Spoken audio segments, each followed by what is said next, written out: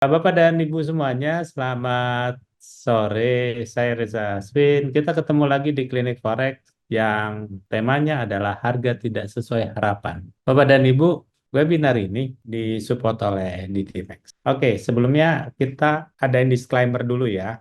Oke, Reza Aswin dan Imperium Strategi tidak pernah mengumpulkan dana dari masyarakat sehingga semua yang mengatasnamakan Reza Aswin dan Imperium Strategi yang ada di grup WhatsApp, Telegram, yang ada di Facebook atau ada di Instagram semuanya meminta dana untuk investasi itu bohong. Jangan pernah transfer karena itu adalah penipuan. Baik, Bapak dan Ibu semuanya, kalau kita berbicara masalah trading forex online yang banyak memakan korban ini, itu sebenarnya itu adalah instrumen keuangan. Saya kasih tahu kenapa semua instrumen keuangan di dunia ini itu selalu berakhir dengan loss. Banyak orang ditipu, banyak orang merasa kehabisan uang di bisnis forex atau di kripto atau di saham atau semua yang berbau-bau keuangan. Kenapa? Karena sebenarnya keuangan itu perlu suatu kejujuran gitu. Pada saat kita tidak jujur, itu pasti keuangan kita akan habis. Ya masalahnya kita ini kan manusia gitu loh. Manusia itu kan nggak 100% jujur. Coba Pak Joshua deh saya mau tanya. Kalau kira-kira nih Pak Joshua, setiap hari kan Pak Joshua pakai mobil gitu ya, datang ke kantor tiba-tiba mau pakai Gojek gitu kan rada-rada agak gengsi gimana gitu ya. Jadi akhirnya pakai Gokar, bener nggak? Ya, biasanya nih Pak Jo kalau Sabtu Minggu kan biasanya ke mall gitu ya. Tiba-tiba kita harus ke warteg kayaknya nggak bisa ya. Kenapa sih nggak jujur aja gitu loh? Kalau misalnya kita lagi nggak punya duit ya udah lurus aja gitu loh. Emang kenapa? Emang duit dibawa mati gitu loh. Nah, karena sulitnya jujurnya seseorang itu sama. Makanya kita nggak pernah bisa ngelola keuangan. Makanya Bapak dan Ibu kalau trading itu pasti loss gitu loh. Kenapa? Karena kita nggak pernah jujur sama diri kita sendiri dan tradingan kita. Pak Jo, itu kenapa nge-buy di atas? Iya, nggak tahu tuh salah klik. Terus itu kenapa Pak Jo? Itu ada nge-buy kok di atas, terus nggak sampai jauh, terus ada beli lagi Pak Jo. Kenapa ya? Itu emang tuh mentor saya kalau ngasih tahu, kan akunnya Pak Joshua, ya kan? Walaupun yang ngasih orang, tapi kan yang ngeklik kan Pak Joshua sendiri. Betul ya Pak Joshua? Jadi selalu harus ada orang yang salah. Betul. Jadi nggak jujurnya kita itu sebenarnya terlihat daripada trading. Jadi kalau mau lihat sifat manusia sebenarnya, apakah orang itu culas, apakah itu orang jahat, apakah orang suka ngegibah gitu, itu dilihatin aja dari tradingannya. Itu pasti ngomong gini, Pak Jo tradingannya bagus nggak sih? Bagus gitu ya. Sampai nggak dikasih tahu lihat itu, lihatin yang bagus-bagus doang flexing gitu ya. Itu kelihatan banget itu orang yang baik dan orang yang jahat, orang yang suka ngegibah, orang yang suka segala macam tuh terlihat dari tradingannya. Jadi orang yang biasa-biasa aja, yang nyantai aja, yang lempeng-lempeng aja tuh biasanya tradingannya juga lempeng loh Baju. Nggak pernah top Hmm. up gitu loh, nggak pernah habis akunnya. Profitnya juga nggak gede-gede amat ya, tapi lebih besar daripada suku bunga bank gitu. Karena pada prinsipnya kalau kita berbicara masalah trading, itu kan kalau kita ngomong kejujuran, ini kan mau nggak mau memicu suatu adrenalin ya Pak Joshua ya. Pada saat kita Betul. trading, adrenalinnya keluar, lalu kita nggak jujur, itu kan bisa kita menjadi orang yang sangat serakah atau orang yang sangat ketakutan gitu. Pada saat kita Oke. ngeplay, Pak, harga naik, Pak. Pertanyaan saya, kalau yang sudah mulai di suatu tahap tertentu, pasti nggak mau ngelepas, Pak. Hmm. Kepingin naik terus gitu. Padahal sesuatu yang naik itu pasti turun, Mbak. Sesuatu yang turun pasti naik, bener nggak? Itu kan semua Betul. aturan itu udah di bawah langit tuh begitu, Mbak. Aturan di bawah langit tuh begitu, nggak ada yang naik terus, nggak ada yang turun terus. Bapak dan Ibu semuanya, karena trading itu harus jujur dan semua masalah keuangan itu jujur, maka mau nggak mau pada saat kita salah pun, gitu ya, kita salah ngambil posisi, kita juga harus punya suatu pemecahannya. Dan bagaimana kalau harga tidak sesuai harapan? Yang perlu kita perhatikan sebenarnya Pak, ya base-nya itu adalah kita itu ngikutin harga. Oke. Jangan Balik, harga harus ngikutin kita. Jadi ini kan ada gambar nih Pak gitu ya, kita lagi nge-buy atau nge-sell terus udah gitu kita berdoa, dia lupa gitu. Yang punya MetaTrader lebih banyak doanya Pak daripada kita open posisi satu gitu. Kita open posisi 0,1 atau satu lot atau dua lot. Yang di luar sana kan lebih banyak. Bapak dan Ibu semuanya di hadapan market itu semua sama, nggak laki, nggak perempuan, nggak pinter, mau nggak bodoh, mau lulusan dalam negeri luar negeri sama, lempeng lurus gitu, nggak ada bedanya kalau di depan market. Jadi Bapak dan Ibu jangan merasa bahwa dirinya lebih rendah dibandingkan orang lain, dirinya merasa lebih bodoh daripada orang lain. Enggak, Bapak dan Ibu semuanya. Ada baiknya kalau trading itu percaya aja sama diri sendiri, percaya sama analisa yang dibuat sendiri, bukan analisa yang dibuat orang lain terus kita baca gitu. Kenapa? Pada saat salah enak tuh nyalahinnya si itu sih analisanya. Kan kita sendiri yang baca kita entry terus nyalahin analisa orang. Bapak dan Ibu semuanya. Jadi maksud saya begini, Bapak dan Ibu kalau misalnya trading itu harus dikendalikan sendiri, jangan percaya sama orang lain. Buatlah diri kita itu jauh lebih pintar daripada orang lain. Caranya gimana? Caranya mau nggak mau kita harus rajin baca tentunya. Lalu kita juga harus banyak konsultasi. Kita mempunyai suatu grup member yang bagus, yang selalu profit tentunya. Kalau ada grup komunitas nggak profit-profit, mah suruh bubar aja gitu ya. Kenapa kan? Bikin capek kalau dikit-dikit loss, dikit-dikit kena stop loss, gitu bubarin aja grupnya. Kenapa? Nggak ada manfaatnya. Bapak dan Ibu semuanya, harga tidak sesuai harapan itu biasanya karena kita melawan tren market gitu loh. Jadi trennya pasar itu kita lawan. Misalnya lagi uptrend, kita nge-sell. Misalnya lagi downtrend, kita nge-buy gitu. Itu udah ngelawan gitu. Terus tapi kan gampang aja lu ngomong, bisa kan di dalam kenyataannya sebenarnya market itu adalah uptrend gitu. Cuman dia lagi koreksi turun. Bapak dan Ibu semuanya sebenarnya uptrend atau downtrend itu yang menentukan siapa sih sebenarnya? Yang menentukan itu adalah harga itu sendiri. Harga itu menentukannya dari mana? Dari konsensus pasar.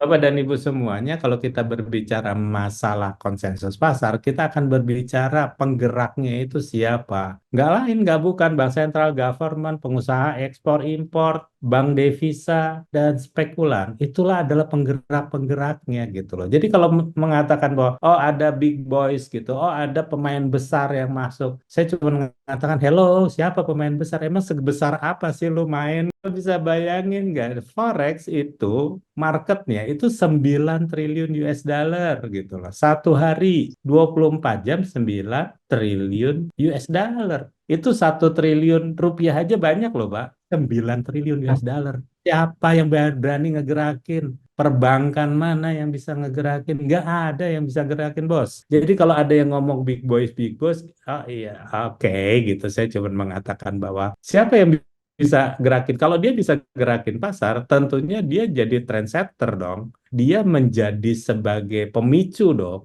Misalnya contoh JP Morgan nih. JP Morgan Chase misalnya, dia sebagai big boys-nya. Kalau dia gerak, semuanya akan gerak. Enggak juga tuh. Apakah BNP Paribas sebagai penggeraknya atau Bank of America Merrill Lynch? Enggak juga itu yang Anda katakan big boys. Enggak lah. Bapak dan Ibu semuanya, big boys itu sebenarnya nggak ada. Itu spekulan kalau menurut saya. Lembaga-lembaga keuangan yang paling benar itu adalah bank sentral. Pada saat bank sentral mengatakan likuiditas ditambah, kelar itu Pak. Arahnya pasti sudah jelas akan kemana gitu. Jadi Bapak dan Ibu semuanya, pada saat kita melawan bank sentral, pada saat kita ngelawan the Fed gitu ya, itu udah kelar Pak semuanya. Trendline dihajar itu Pak. Jadi kan kadang-kadang orang bilang mau follow the trend, ya follow the trend, not the trend line, gue bilang. Jangan ngikutin trendline lah, ikutin trennya gitu loh. Bapak dan Ibu semuanya, nah strateginya gimana? Ya udah batasi aja sama harga sama equity. Kalau kita udah salah terus gimana gitu loh? Ya udah batasin aja sama harga sama equity. Maksud lo gimana, Riz? Oke, maksudnya adalah kalau kita berbicara masalah harga, kita tentuin di harga berapa kita akan buang gitu. Jadi Bapak dan Ibu semuanya, kalau misalnya kita udah salah nih gitu, trennya harusnya naik, kita nge-sell gitu. Ya udah, kita tentuin aja pada saat di harga gini kita mau cut gitu loh. Nah, kadang-kadang Pak, kalau harganya udah mendekati, itu tolerannya banyak banget Pak. Kali aja bisa turun lagi ya, gitu ya. Itu udah biasa, udah tenang aja gitu. Nggak usah pusing gitu. Kalau maksud saya nggak usah jadi permasalahan yang besar gitu. Ya itulah Anda gitu loh. Kan saya udah bilang bahwa kalau kita bicara masalah di instrumen keuangan, kita akan bicara masalah kejujuran gitu loh. Selama kita nggak jujur sama diri kita sendiri, ya seperti itulah kita akan dapat tradingannya gitu. Kita bisa untung kecil atau rugi besar, atau justru kebalikannya kita bisa untung gede dan ruginya kecil. Bapak dan Ibu semuanya, ada juga yang mau pakai indikator Pak Jo. Kalau misalnya indikator berubah nih, ya dia bisanya dari turun, nanti begitu dia naik saya mau cut karena saya lagi punya sell nih. Jadi begitu indikatornya ke atas saya akan cut gitu. Bisa, nggak masalah. Atau justru pada saat batasin aja. Saya akan ngekat semua posisi yang tidak sesuai dengan arah besar market kalau dia sudah melewati angka 100. Jadi kalau dia udah melewati angka 100 nih, 99, 98 itu udah saya cut tuh. Tapi selama dia masih ada di atas 100, oh tenang, karena buy saya masih bener begitu ya Pak Ju ya. Sebenarnya harus ada batasannya gitu loh. Udah nggak sesuai, ya ambil keputusan pakai harga, pakai indikator, atau pada saat harga itu di break. Tapi ada juga yang orang mengatakan bahwa saya nggak mau pakai harga, saya maunya pakai equity. Ya udah itu juga nggak masalah. Equity-nya mau sisa berapa nih? Kan suka-suka kadang-kadang orang seperti itu ya. Saya udah salah nih. Oke, ya udah. Gue mau kehilangan uang berapa? 1.000. Oke. Jadi pada saat equity sudah minus 1.000, udah langsung di-cut semuanya. Jadi jangan juga untuk menahan yang cukup lama, sementara kita nggak mampu melakukan recovery sebanyak yang kita cut loss, Pak. Kan kadang-kadang kita harus melakukan cut loss itu karena kita mampu untuk merecovery itu kan, Pak ya. Jadi jangan sampai kita melakukan cut loss yang nggak mampu kita recovery. Ya recovery-nya mau lama mau sebentar itu bukan suatu pembahasan ya kalau menurut saya. Tetapi pada saat Anda mengatakan itu mampu, ya nggak jadi masalah. Pelan-pelan lah kita harus recovery. Jadi Bapak dan Ibu, pada saat kita tidak sesuai dengan arah besar market, maka kita bisa menentukan harga sekian kita bisa cut. Atau justru pakai equity. Equity tinggal sekian, buang aja udah. Ya, tapi kan sayang gitu loh. Kita kembali lagi ke poin yang nomor pertama, bahwa kita mengikutin harga, bukan harga ngikutin kita gitu loh. Pada saat kita ngikutin harga, itu udah betul. Harga lagi naik, kita buy. Harga lagi turun, kita sell gitu. Tapi gue tahu Riz, ini turunnya koreksi. Ya udah, pas dia turun saya average. Jangan sampai kita lagi ngebuy nih Pak, harga turun kita ngomel gitu. Kan nggak ada urusan. Itu harga mau diomelin juga tetap aja dia turun bos. Jadi apapun itu, intinya adalah pada saat kita tahu arah besarnya naik, kita punya buy, harganya turun, average bos. Jadiin duit gitu loh. Jadi jangan begitu kita buy harganya turun, kita nggak melakukan apa-apa, terus kita berdoa gitu loh. Bapak dan Ibu semuanya, intinya adalah kita yang mengikuti harga. Jangan pernah kita berpikir bahwa kalau kita melakukan ini, pasti harga akan ngikutin dan enggak itu percuma gitu loh. Jadi mau tidak mau kita harus prepare gitu ya. Pada saat kita melawan harga tersebut, kita harus punya strategi. Apakah strateginya kita mau buang atau kita tahan? Kalau kita tahan pasti akan lama sekali, bisa 1 sampai 2 tahun. Kira-kira seperti itu. Baik, Riz, udah jangan banyakkan ngomong. Case-nya kayak gimana? Nih, lihat case-nya biar gampang. Oke, ini kan semenjak bulan November ya, Oktober ya, Oktober, November, Desember. Itu kan saya udah sering mengatakan bahwa konflik geopolitik nih rame gitu loh. Jadi saya nggak terlalu seneng untuk melakukan sell gold gitu. Jadi saya kepinginnya ngebay aja pada ibu semuanya. Tapi kan banyak banget tuh para trader yang melihat ini kan ada triple top. Oke, kita lihat nih. Ini kan ada triple top ya Pak Joshua ya. Ada triple top, ada double top. Udahlah kita sell tuh kan dapat gitu. Dia naik lagi kita sell lagi bablas loh begitu di sell. Apapun itu kalau kita udah nge-sell di sini terus kita harga sekarang di atas ini, itu kan gimana kita mau ngeberesinnya? Ya konsep pertama adalah nyelamatin equity-nya. Bapak dan Ibu semuanya kalau kita trading itu kita berbicara masalah apa? Kita berbicara masalah kapital. Kita bicara masalah equity-nya. Bukan berapa banyak lo bisa profit, bos. Tetapi berapa banyak lo bisa selamatin equity yang ada. Uangnya itu bisa diselamatin berapa gitu. Bukan hebat kita bisa, oh profit $8.000, kita profit $12.000 gitu. Buat aku sih kayaknya nggak ada apa-apanya ya.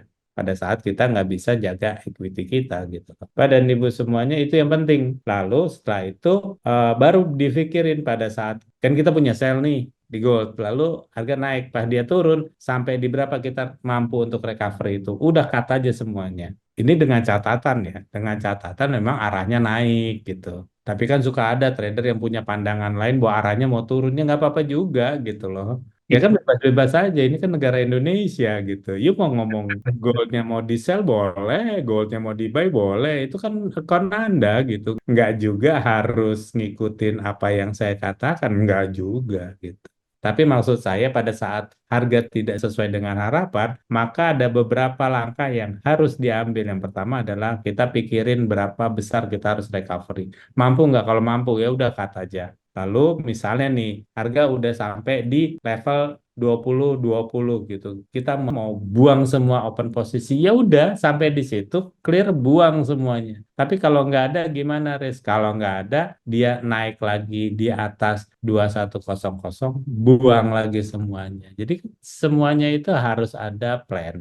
Bapak dan Ibu semuanya ingat bahwa sehebat apapun kita, sepinter apapun kita, selama apapun kita di bisnis forex, kita nggak pernah bisa nyetel harga. Harga itu dia naik dan turun, itu ya karena harga itu sendiri, dia bisa naik dan turun. Jadi Bapak dan Ibu semuanya, yuk buatlah trading ini menjadi jauh lebih nyaman pada saat kita mengerti. Bagaimana saat kita sesuai dengan harapan, kita nge-buy, ya harganya naik, kita udah tahu kita akan close di mana. Dan pada saat kita nge-buy dan dia tidak sesuai dengan harapan, kita juga bisa bagaimana cara menghandle-nya. Pada Ibu semua, itulah gunanya untuk belajar dengan baik di Forex. Bapak dan Ibu semuanya, untuk kesimpulan hari ini adalah trading itu sulit dan kita tuh harus jujur sama diri kita sendiri. Selama kita nggak pernah jujur kepada diri kita sendiri, trading tuh nggak ada pernah bagus, percaya deh sama saya.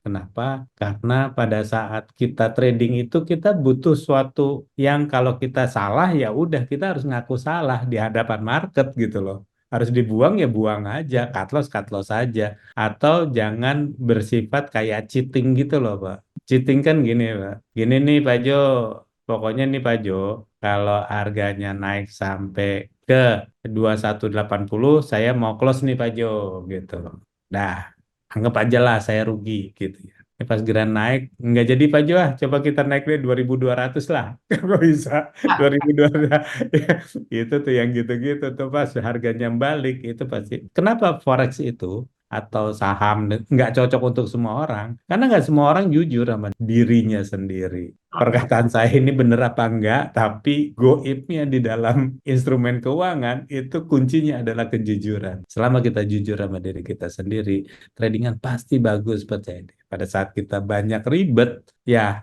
alhamdulillah biasanya sih hasilnya juga ribet biasanya. Karena orang yang ribet itu pasti ribet hasilnya. Nah, saat harga itu tidak sesuai dengan yang kita harapkan, memang cuma ada dua, yaitu batasi dengan harga atau batasi dengan equity. Di harga berapa kita harus akan melepas posisinya, atau di equity berapa kita mau tutup semua kesalahan yang pernah kita buat.